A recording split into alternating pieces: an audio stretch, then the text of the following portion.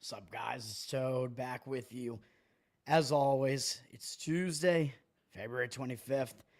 The streak has ended. The slump has resumed. Hopefully, it doesn't continue, but 0-2 last night with two pretty close results. Not what I wanted, obviously. Um, Norfolk State, I mean, they won and didn't cover. I don't think they were ever covering in the game. The game was just too low scoring, which I guess was kind of my fear, but they had a good track record at home, so I thought they were going to be able to do it. They definitely were the better team in the game, but they didn't put in the performance that I thought that they would. And then Nebraska, I don't even know what you could say about that game, dude. It might have been the lowest scoring game in any of the big conference games maybe that I've ever seen.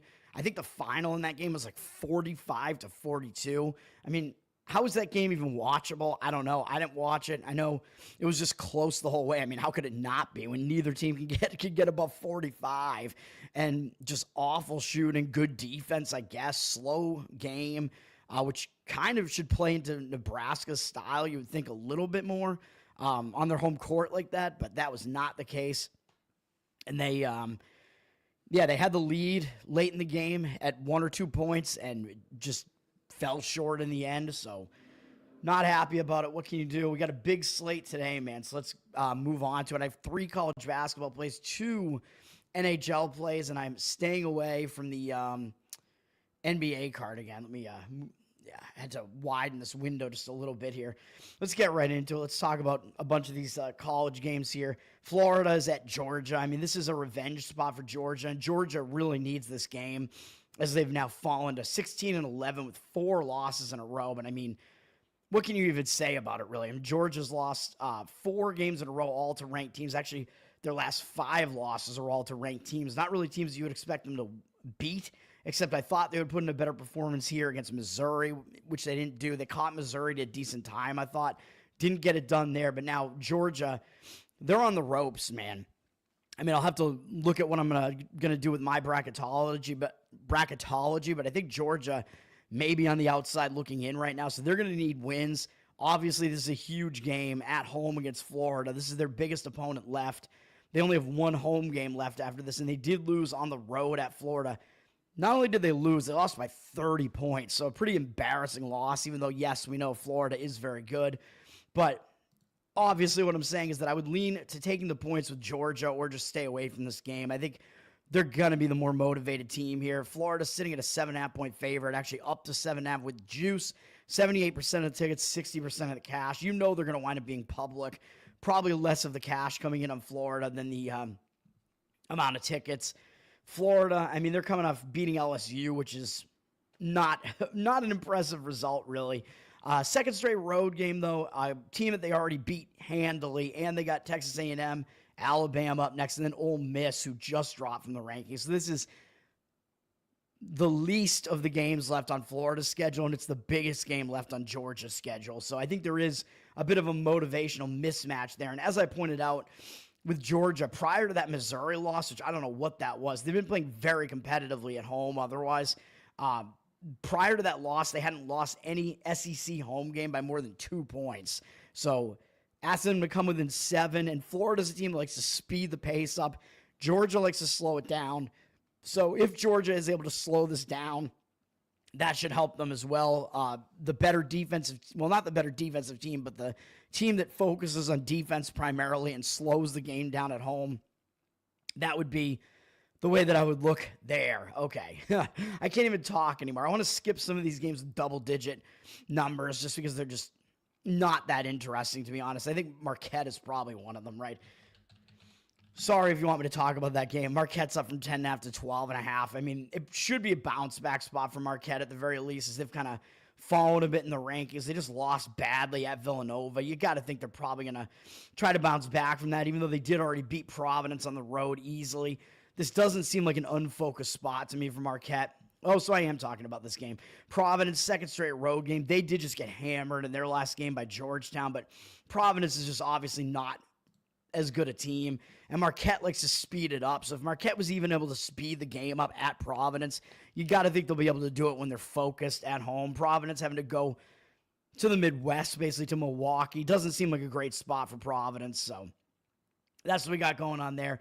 Baylor and Cincinnati, could be a game that kind of arguably has bubble implications, I guess. I have Baylor in the tournament field right now. I mean, they've played a pretty difficult schedule, but Baylor, they had to go out to Colorado, kind of a weird spot, although Kansas, I think, actually did wind up winning a close game there last night.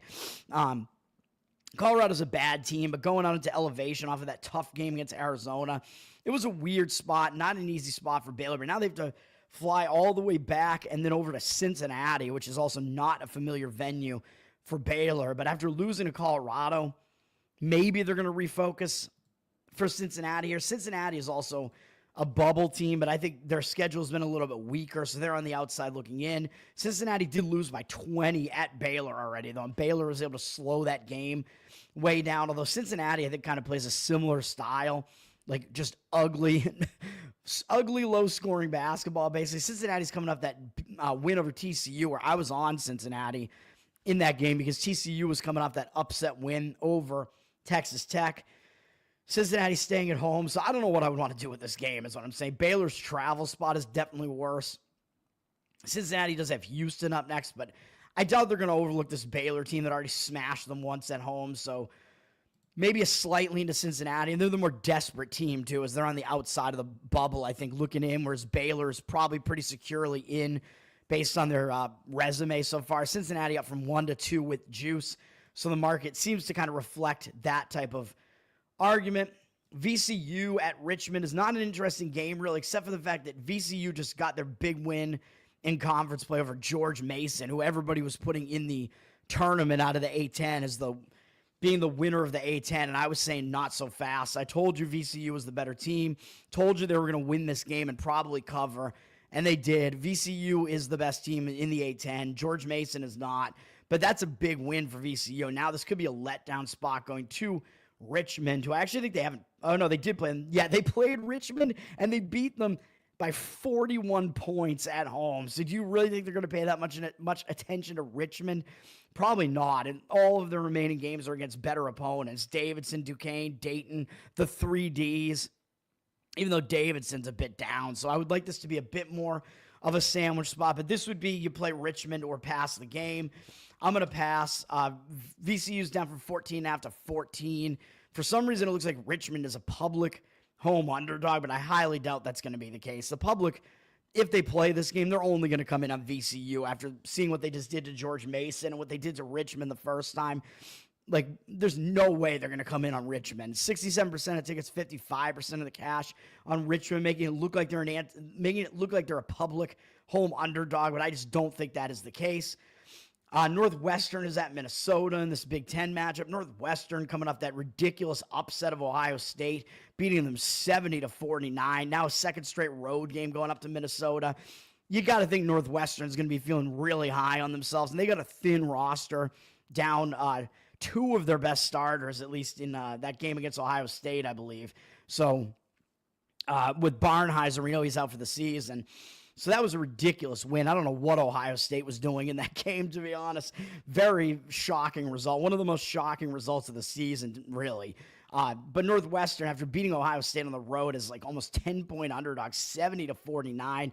Second straight road game. You got to think they're not going to have total focus in this game against another one of the lesser teams in the conference in Minnesota. Neither of these teams is going anywhere. Minnesota might use this as a get-right spot. They only have one more home game, which is coming up against Wisconsin in a bit, but they just lost at home to Penn State. They've lost two home games in a row, losing to Illinois prior to that when Illinois was still ranked before they started going on this absolutely outrageous slide. So it looks like a bounce-back spot for Minnesota here. It looks like a spot where Northwestern is just not going to be in the best state there. Probably feeling a bit plump and gay after that ridiculous win. And with a thin roster like that, Minnesota would be the side to play here. They're up from 1 to 2.5.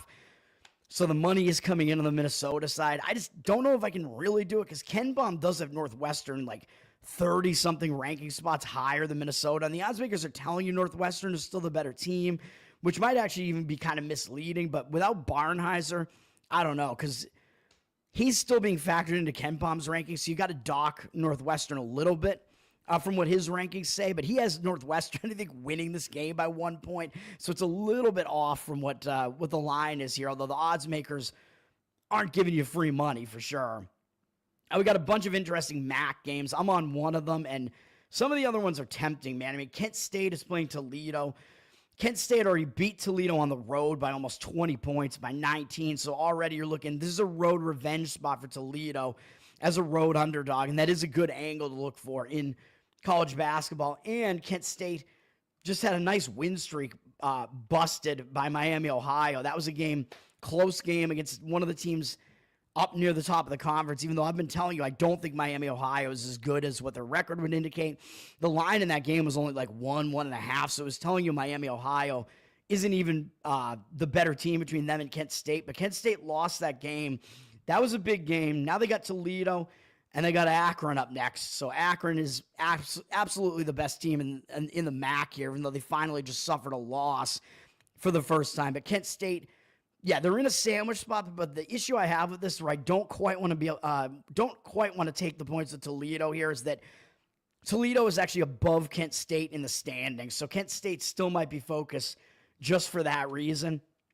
So I'm going to stay off of this game, but for all those other reasons, it being what I think is a somewhat of a sandwich for Kent State still, with both of these games around this being bigger and it being road revenge for Toledo, I would lean to Toledo. It just is not going to make my card. Kent State down from 7.5 to 7. So the money looks like it may be coming in on the Toledo side. Kent State is the slower paced team, though, so Toledo may be thrown out of the style that they want. Toledo plays really fast, and I think they're high up in Ken Palm's luck index, which is a little bit questionable as well. So Ken Palm is telling you Toledo isn't as good as they actually appear, and with Kent State possibly throwing them out of the style of game that they want. I don't necessarily want to do that either, but when it's the slower paced team like Kent State, the more defense oriented team, Toledo has the better offense and plays fast. Kent State has the better defense and plays slow. But when that is the case and that better defensive slow team is laying points, that is a bit more of an ask. So I wouldn't really be opposed to taking the points against a team that plays that type of style, as you know. Next up is my first play, which is also in MACtion tonight. Western Michigan +6 is going to be the play in this one. Ohio is up from 5.5 to 6 with reduced juice right now. I expect the money probably will come in on the Western Michigan side. I don't know that this is going to get up to 7, although I don't want to eat my words here, but I think this is a bad spot for Ohio. Yes, Ohio is the better of these two teams, obviously, but we have a lot of situations working in our favor in this one. Ohio already beat Western Michigan, wherever that is. They beat them at home, but they beat them 94 to 69. Just totally embarrassed Western Michigan. I mean, Western Michigan's not a good team. There's no doubt about that. Ohio may be the second best team in the MAC.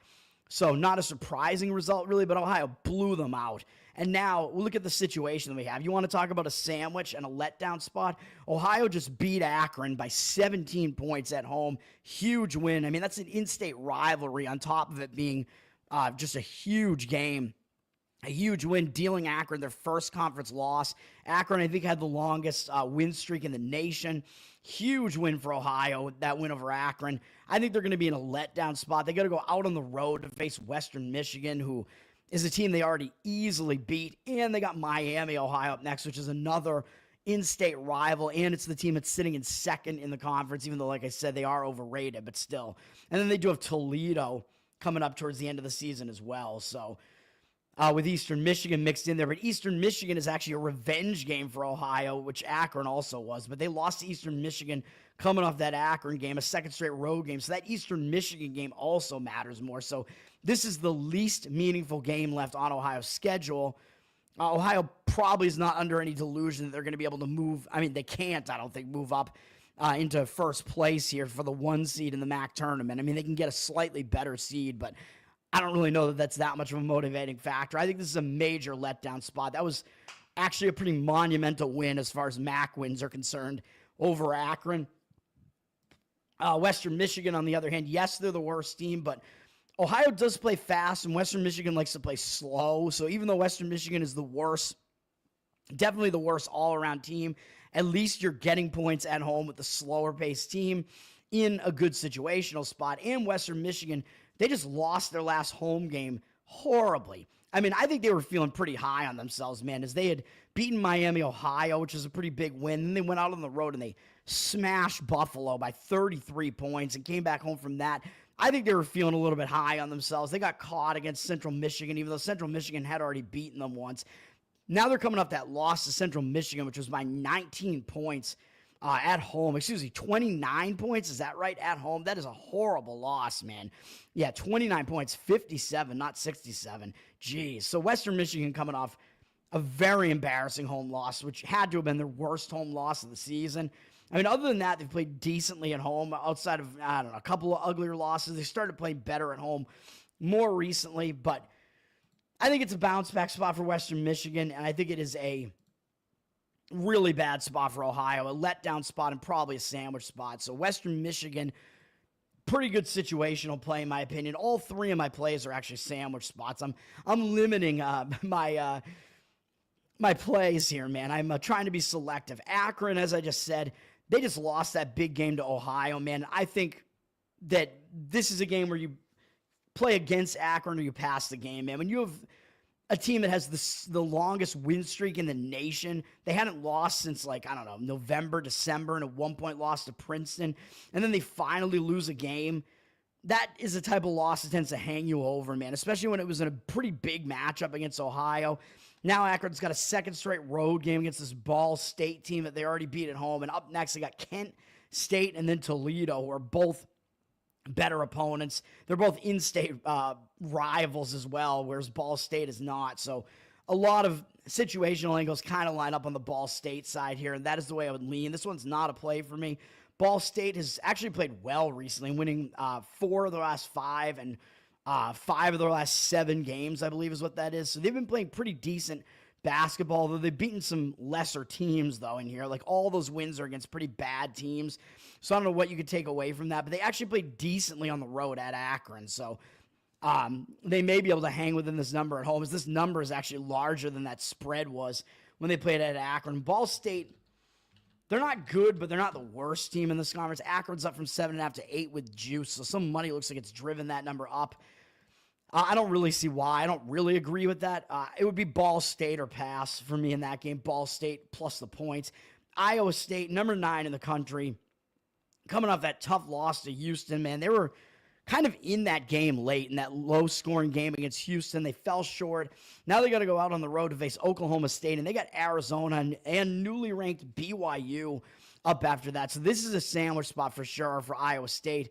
The thing is Iowa State going to actually be focused just because they're still trying to fight for, like, seeding? I don't know. I don't know if that's going to be the biggest, like, motivating factor. I would lean against Iowa State here, but you got to look at what Iowa State's personnel is going to be, because they were missing their top 2 scorers in that game against Houston, and they do have Momcilovic back, however you pronounce his name. He has come back, and with those 3 guys, the 2 guys that are out against Houston and Momcilovic, with all 3 of those guys in the lineup, Iowa State has only lost once this entire season. So you'll have to see, are those guys in the lineup or are they not?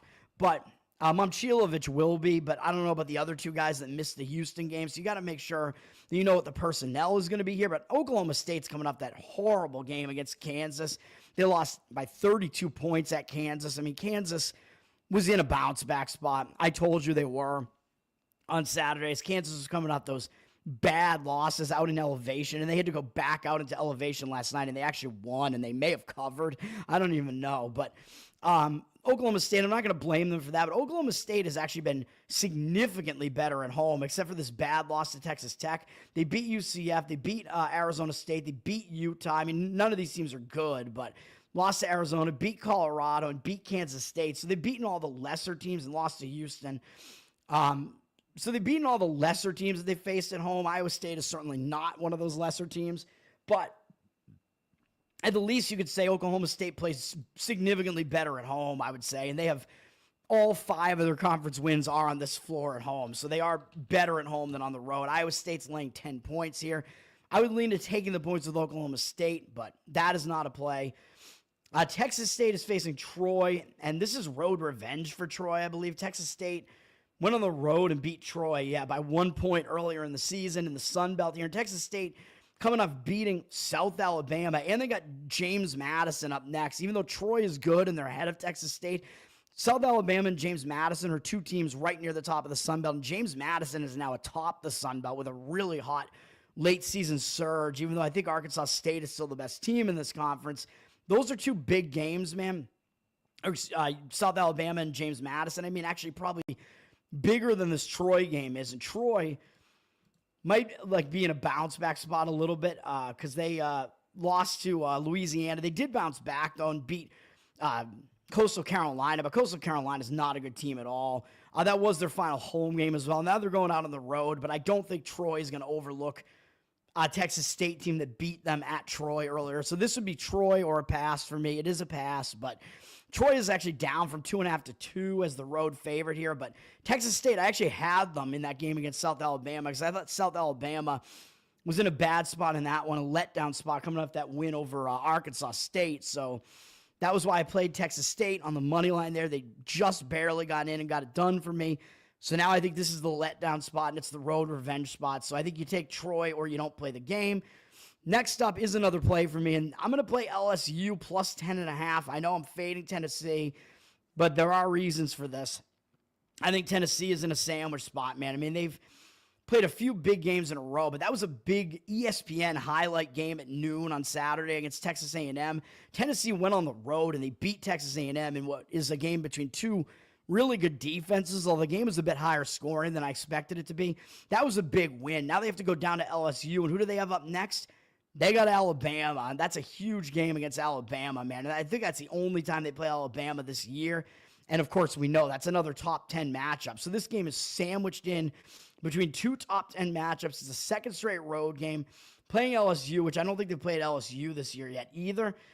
So it'll be the only time they play LSU, I believe. You can correct me if I'm wrong about that. I think so. LSU trying to hang on to this above 500 record, but LSU, they've actually played fairly well at home, and you know this is going to be a big game for them because they got Tennessee coming into their place, and they're staying at home, so they're not traveling. They lost to Florida, and I know LSU actually played better than that score looks. They're actually winning the game in the second half, but they fell apart early enough in that game that it's not like they went to the wire or anything with Florida, so I'm not too worried about this being like a hangover spot for LSU. I think they are going to show up focused here, and as I was about to say, LSU has played pretty well on this floor for the most part. They beat South Carolina, played Ole Miss to within 2 points. Yeah, they got blown out by Texas, whatever that was. They actually played decently against Auburn, only losing by 13 on this floor. They beat Arkansas, played Vandy to within 8, so they haven't been that bad at home in the SEC as far as, you know, the worst teams in the SEC go.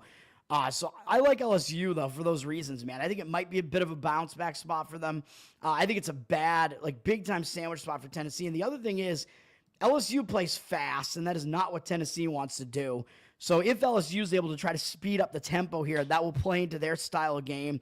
Tennessee does not like to play in that style, even though, yeah, they're used to it because a lot of the teams in the SEC speed the game up. So Tennessee is used to it, but still, Tennessee likes to play slow. And even if they're able to do that, if Tennessee is able to slow down the game and play their ugly defensive slow style, that's conducive to a home team covering a huge number too. Like I said, those slow defensive teams laying huge numbers on the road, not really the greatest idea, really, for them to do that with a team like that, with a team that profiles that way. And LSU, even though they play fast, they actually rank pretty well defensively. I think Ken Baum has them in like the top 60 in defensive efficiency, so that's not that bad.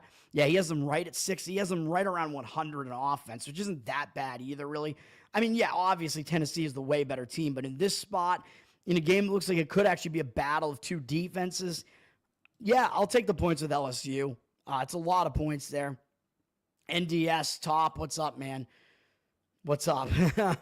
Is this Top or is it? I assume it's Top and not David, but either way. Nate, what's up, man? Gentile is not my name either. You want me to do Boston Toad? All right, I'll start doing Boston Toad. Talking about this next matchup here, which is an ESPN2 SEC matchup between number 24, Mississippi State, and number 6, Alabama. This is one of the biggest games on the board tonight. This is a big ranked matchup here. Mississippi State, they've almost fallen out of the rankings here, man, but they just lost to Oklahoma over the weekend, which that was a game where I was on Oklahoma. Oklahoma went all out, man, to the point where they had, what was the guy's name? Duke something, Duke Miles, is that his name? Whatever the guy's name was. You had guys diving all over the floor, man, and having their teeth knocked out on the floor. That was the case with Miles there. That's how tough Oklahoma was playing in that game, man. So Oklahoma went all out in that game. Big win for Oklahoma, but I think that puts Mississippi State in a bounce back spot here. Oh, and by the way, I forgot. I'm talking about this game. This is actually a play for me on Mississippi State plus the 8 points, man. Because Mississippi State, yeah, they're coming off that bad loss, but they had to go to Oklahoma. I mean, you can go watch my analysis on that. They were coming off multiple huge games in a row, beating Ole Miss in that rivalry game, the Mississippi rivalry, the Egg Bowl basketball edition.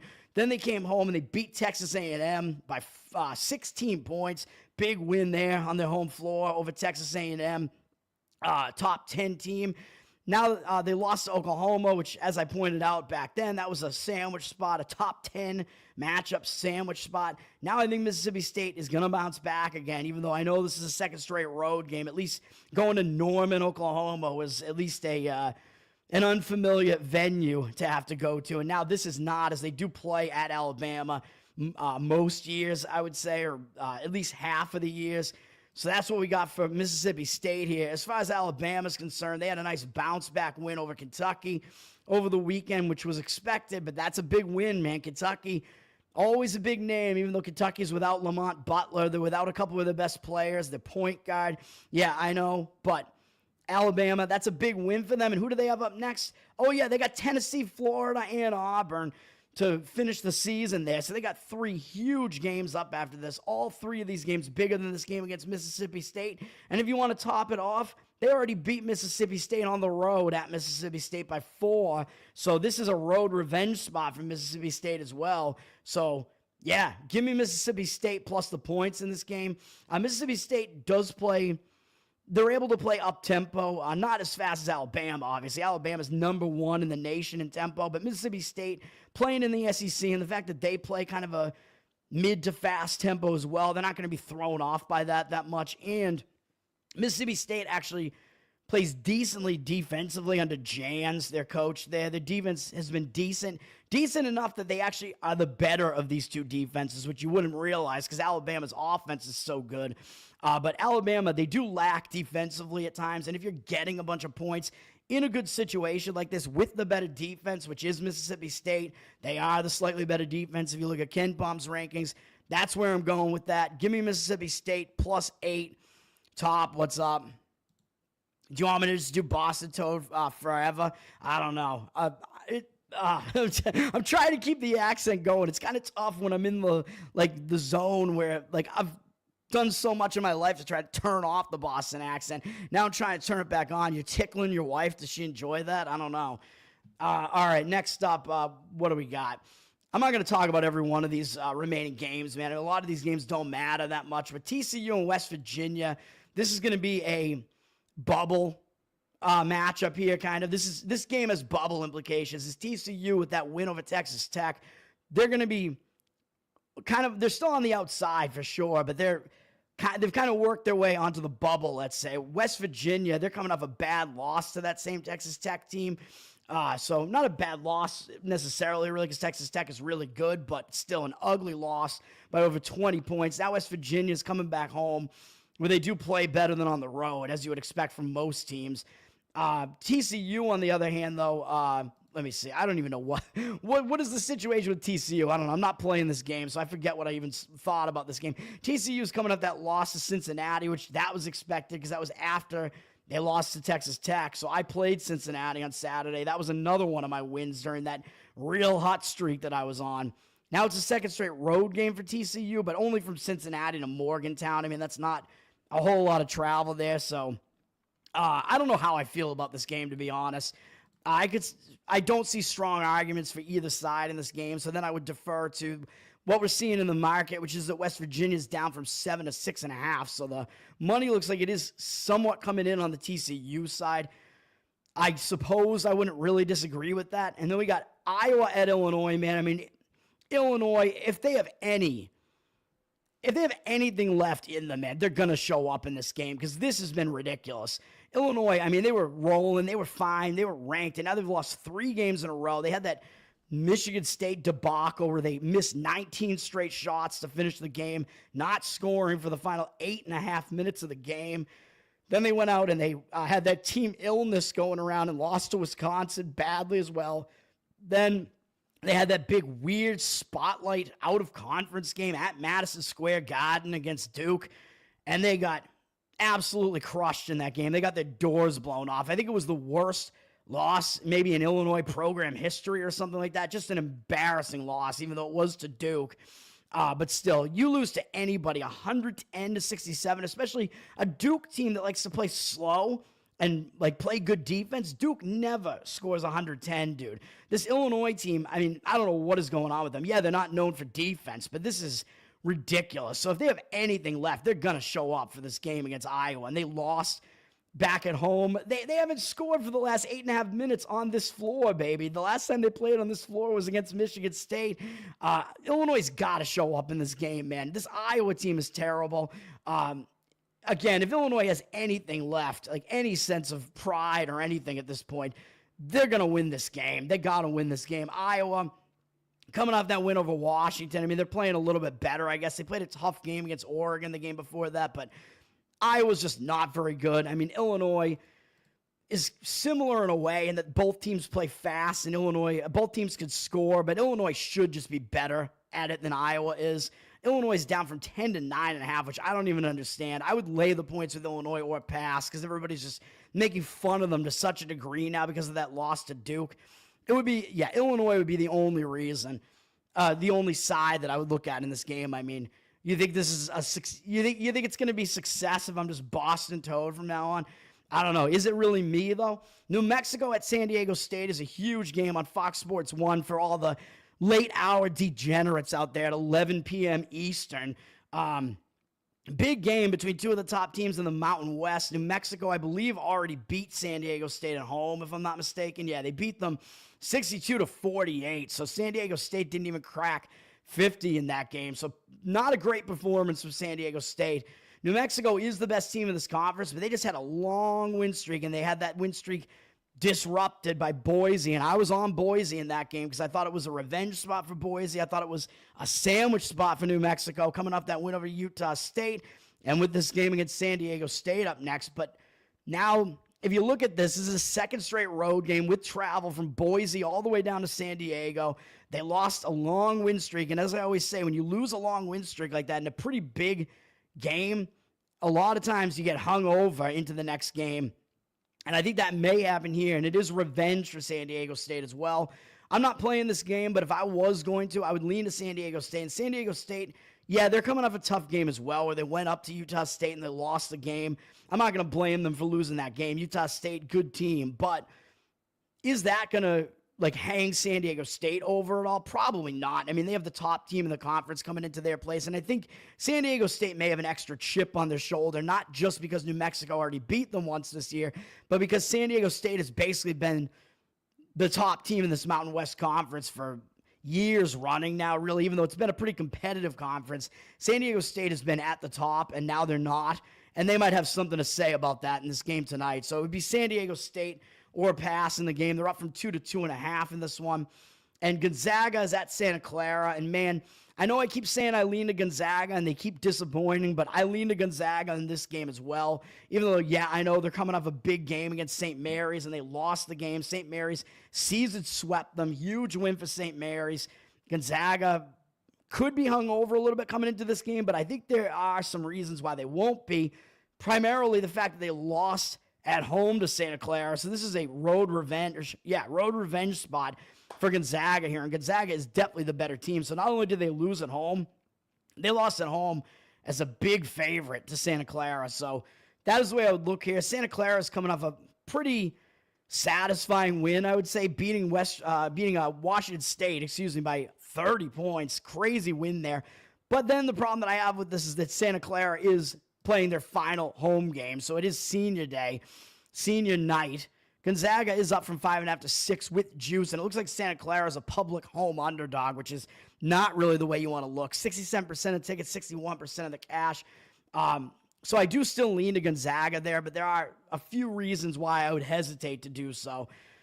All right, let's move over to NHL before I lose my breath and die on stream here. I got 2 NHL plays. I don't have anything in the NBA. I want to try to get this done quick. Toronto at Boston. We got an original 6 matchup with my Boston Bruins here. The only thing I can say about this is Toronto's coming off a couple of big wins. They beat Carolina, and they didn't suffer the letdown going to Chicago, got another win, and now they're coming into Boston. Boston's coming off an embarrassing loss in their only game coming out of the break. So Boston is a bit more rested here, and they're coming off an embarrassing loss. Bruins have only played that one game out of the break, losing to Anaheim, which is just a disgusting, pitiful loss. Toronto, like I said, coming off a big win and then an easy win, basically, over Chicago. Even though I thought that was a bad spot for Toronto, they still got the job done. But now Toronto's played 2 games after the All-Star break. They're still coming off that satisfying Carolina win 2 games ago and haven't suffered the letdown yet. Boston got to redeem themselves from that awful game against Anaheim. So this game would be Bruins or pass for me in this game. I'm not being a homer, but that is the way that I lean. Toronto up from -130 to -150. 79% of the tickets, 81% of the cash, though. So the money looks like it's coming in on the Leafs. I don't agree with that. Next up, we'll talk about one of my plays. Try to get this done quick. I'm going to be on the Pittsburgh Penguins as a road underdog. Both of my hockey plays are road underdogs today, small underdogs. It's the way I like to do it, man. Get these underdog money lines in a spot where I think you can catch the favorite in a bad spot, and I think that is the case here with Pittsburgh and Philadelphia. Pittsburgh, they're coming off a couple of pretty ugly losses, even though they're the decent teams against Washington and the Rangers. Coming out of the All-Star break, that's what they've done. They've lost 2 games by a combined 13-6 score. That's not good at all.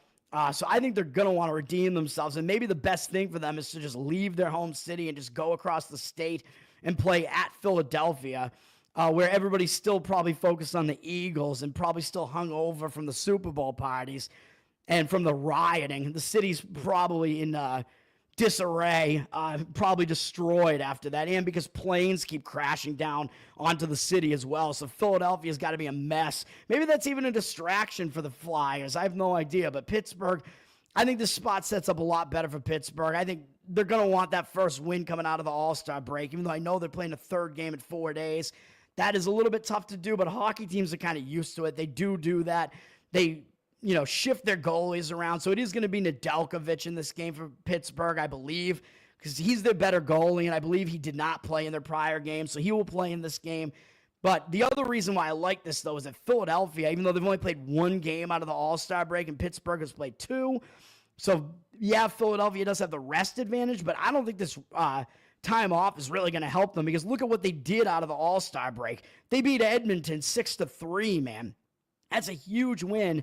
Now they're facing Pittsburgh in this home-and-home thing, and they just beat Pittsburgh before the All-Star break. That was their last win going into the All-Star break. They beat them 3-2, so it's a little bit of quick turnaround revenge for Pittsburgh here as well, and Philadelphia is in a letdown spot, in my opinion, off that huge win.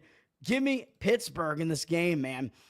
Philadelphia is up from 135 to 137 on the money line, but 79% of the tickets, 54% of the cash. So they look public with less of the cash on them. I know Pittsburgh has been having a bad season. They're playing like shit, but I think this is a spot where they're going to play well. And maybe they played so badly coming out of the All-Star break, maybe because Sidney Crosby is too old and maybe he's feeling a bit too high on himself after Canada won the Four Nations tournament where he was involved in it. So maybe that's what we got going on there. Who knows? Next up, Edmonton is at Tampa. I mean, this is a big game. I'll just talk about it briefly. Edmonton, they've been awful coming out of the All-Star break, man. They've lost back-to-back games to Philly, which is pretty inexcusable, and then to Washington. And Washington's good, but I thought that was a better spot for Edmonton, and they did not do anything. The Oilers have not been doing well at all. They've lost by a combined 13-6 coming out of the break as well. So is this going to be a bounce back for them? I don't know, because they're playing 3 straight road games here in 4 days, which is not easy to do. Tampa's coming off an easy win over Seattle, and they are staying at home. So I think Tampa is in the better rest spot at the very least, and the money has come in on them a little bit, flipping them from a +102 dog to a -108 favorite. 54% of tickets, 87% of the cash coming in on Tampa. So that's what's going on in that game. And then my final play of the day is the Seattle Kraken +122. This game, it looks like the money is in agreement with me on this one as well. The Blues up from -135 to -137. So kind of similar market read to the other one. But 60% of the tickets on them, but 52% of the cash on Seattle. So just like with the other one, it looks like more of the bigger tickets are on the side that I like. I think St. Louis is in a sandwich spot here, man. I think they might overlook Seattle. I mean, Seattle has not been a very good team this year. St. Louis came out of the that All-Star break. Binnington having played that ridiculous game in the Four Nations, and he still did well in this game against Colorado, and I lost money on that game, fading the Binnington factor, and the Blues still won that game 3-1. Big win over Colorado, man, over the Avs. Now they got Seattle, and they got Washington, LA, Dallas, LA all up next. So they have a bunch of big games up next, man. So this is indeed a sandwich spot. It is a third game in 4 days. Both teams are playing 3 games in 4 days here, I believe. So it is a little bit worse for Seattle in that regard as far as their travel and whatever, but I'm not too worried about that, to be honest, even though they were just down in Florida. They got that big win over Florida, huge win over the returning champs. Then they lost in what I think was a letdown spot. They lost to Tampa, but they lost that game badly. They had their backup goalie in Stezka, so it's going to be Decord back in net here for Seattle in this one, so they will have their better goalie back in net. St. Louis, it could be Binnington again, and if it is, he may be in a letdown spot now, finally. So we'll see what happens there, or they might even use Hoffer, and that would be bad as well, in my opinion. So I like the goaltender matchup in this game as well for Seattle. So that would be a play on the Seattle Kraken. What's Kraken? Hopefully that bet is going to win. That's what I will say. We do have an NBA slate. I don't have any plays in the NBA. I mean, a few of these games I kind of want to talk about. Maybe, should I come back on in the evening and do it? Yeah, fuck it. That's what I'll do. My plays for today, though, college basketball, Western Michigan +6, Mississippi State +8, LSU +10.5, NHL, Pittsburgh +126, Seattle +122. That's going to do it for now. I'll be back just to talk the NBA quickly before the NBA starts. Once I get back, I guess I'll just do it and do a quick NBA rundown. I don't have any plays in the NBA, though. That's going to do it for me for now. Peace out. Tower Gang Toad on Twitter. Nate, thank you, sir. Thanks, Nephilim Death Squad. Top Lobster, thank you. Lobster, we say that in Boston a lot. Thanks, guys. Tower Gang Toad on Twitter. Patreon.com/Tower Gang for the most offensive comedy podcast that you'll ever hear. And we'll be live tomorrow, Wednesday night. Tower Gang Wednesdays, man. Tower Gang forever. Let's do it. Peace.